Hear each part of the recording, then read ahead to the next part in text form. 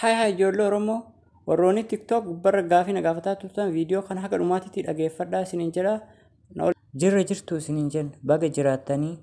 warroonni chaanala kiyyaaf haaraa taatanii dhuftanii subscribe like share naaf gootan hedduu galatooma. Ammas dabalata warri dhuftanii maatii kiyya ta'uu barbaaddan kabajaa fi jaalalaan isin taqabbala isiniin jechaa nooruu anaa dhufuu baga dhuftanii wal haa barsiinu barumsa guddaa walirraa argannu wal haa jajjabeessinu wal biraa dhaabannu isiniin jecha haga gara dhuma sagantaa kiyya barnoota kiyyatti isin dabarsutti kallattimaan na hordofaa osoo hin dadhabne osoo hin cinqabne akkasumas osoo hin ariifanne haala tasgabbii qabu takkaan haga dhumaatitti na dhageeffadhaa waan an dalagu sana waliin ilaalati dalagaa isiniin jecha amma kara kallattimaan kara barnoota isin dabarsaa na hordofaa sirriitti na hordofaa ijoollee na hubachuun namarra jiraata waan tokko akkuma TikTok irratti gaafii hedduu naa dhiyeessitan san amma asirratti deebii isiniif kenna jedhee dhufe deebiin isallee maali akkaataa kamiin akkamitti TikTokii keessa viidiyoo TikTok irra edit gootu san akkamitti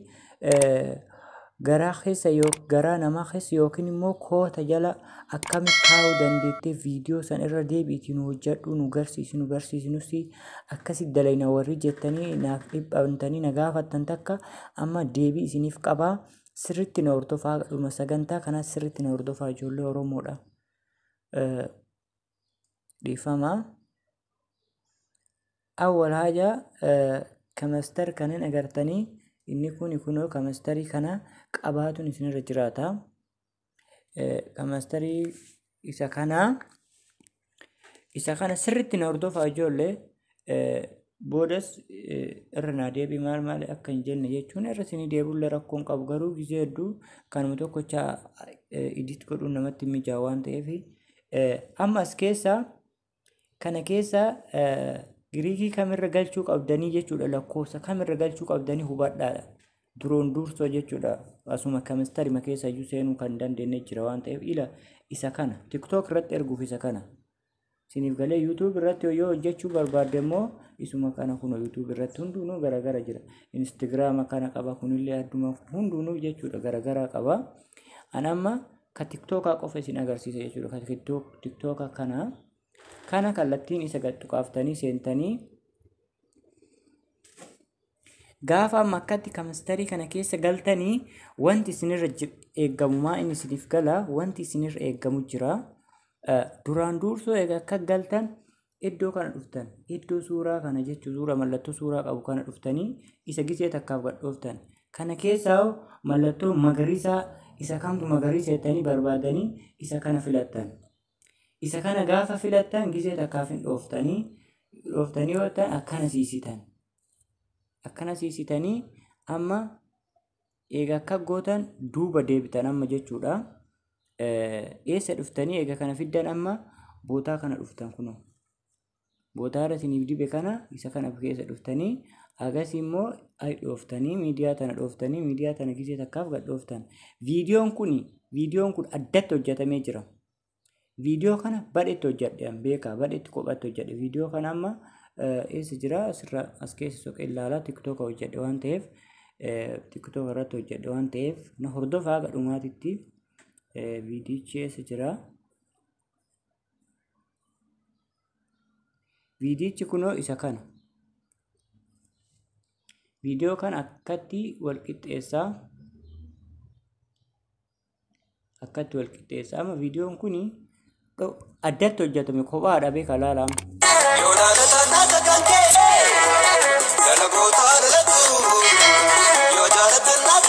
Kophatti hojjetamee irra oofee isin agarsiisa.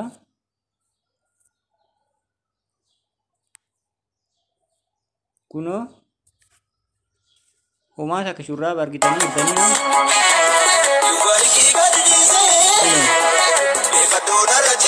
shurraaba kiyya kana akkanatti hojjedhee jiraan viidiyoo kana TikTok ifama viidiyoo kana dhaabbatumatti hojjedheen awwala jechuudha sirbumarratti hojjedhee deebi'ee immoo egasii kana keessa galchee jechuudha kun wanti san jechuudha viidiyoo san as keessa shurraaba kana keessa galchee jechuudha akkamitti shurraaba kana keessa galchuu eda warri jettanii na gaafattan hedduu jira koottaa na hordofamee akkuma dhumaatitti na iraafatinaati yoo namni viidiyoo isinii hojjetu barumsa isin barsiisullee nama hin qeeqina nama akkuma barnoota qabuun nama agarsiisa waan ta'eef haga dhumaatitti na hordofa amma isa kana akkam gochuu qabnaa bootaa kana nagartanii bootaa kana akka gadhoofne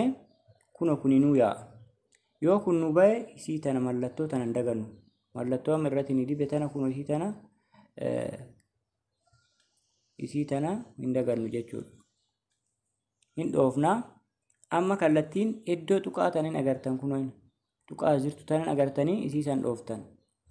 mallattoo diimaa filattan as keessa diimaa kana irratti filattan kunola mallattoo diimaa kana isa kana irratti filattan eegasi raayitii bakka mantuqee kana gootan jechuudha isa filadhee raayitii asitti godha saniin booda amma eessa dhaqaa isii tana raayitii tana itti buuta kuno raayitii tana akka ta'e itti cufa laal halluun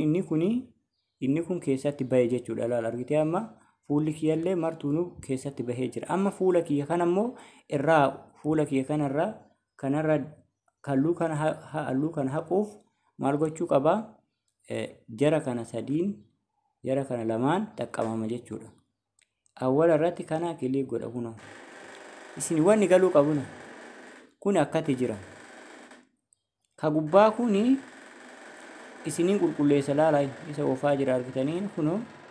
inni akkanatti bahee jira kun yoo 50 irra jiraate hin tuqinaa kada kanaa kun 50 irra jiraannan hin tuqinaa kama gubbaa kana akkatti wasirreessaa jechuudha laal 50 yoo ta'e sirrii jira jechuudha wal qixxaayee jira shurraabiin kuni ka jalaa shurraabichi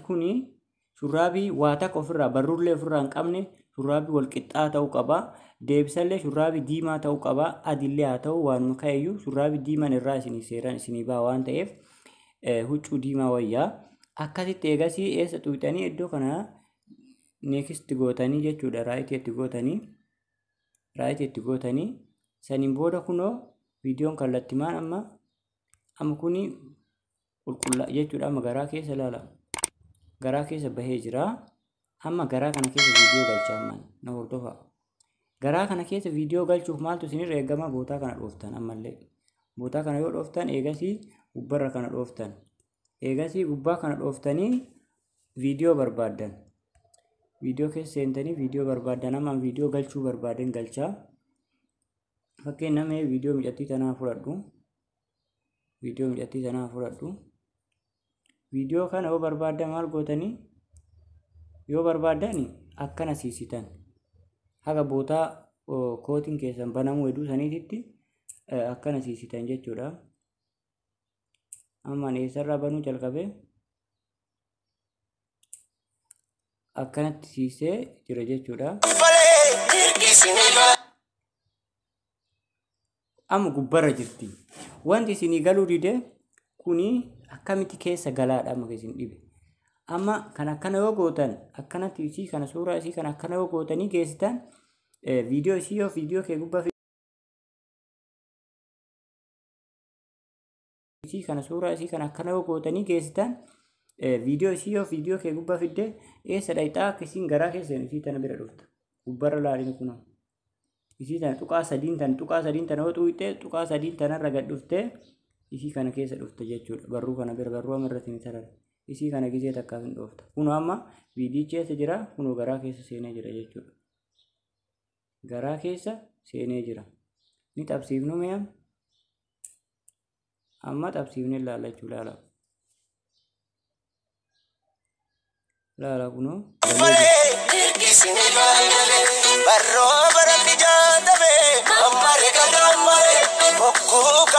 akkanatti argisiiftan isin wanni isinirra galuu heddu tokkoffaa wanni